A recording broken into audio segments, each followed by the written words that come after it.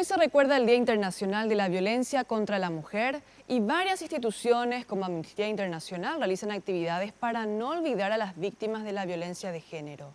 En Paraguay, una mujer es víctima de violación cada 11 horas y en lo que va del año, 36 mujeres fueron asesinadas por el simple hecho de ser mujer.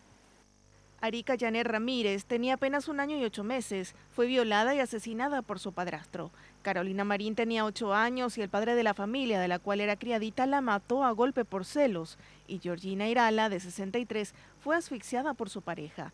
Ellas son solo 3 de las 36 mujeres cuyos nombres están escritos en los candados, símbolos de amor eterno, pero en este caso de relaciones que terminaron en muerte.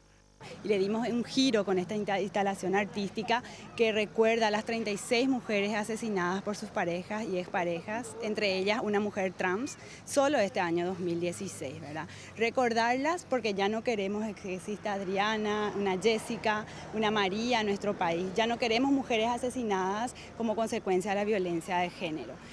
Con este homenaje a las víctimas, Amnistía Internacional busca hacer visible la violencia contra las mujeres, delito tipificado en la ley que ya cuenta con media sanción del Senado.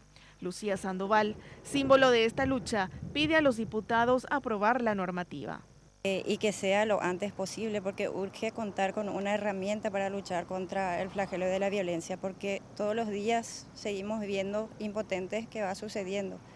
Y es impresionante, de alguna manera ya hay que parar.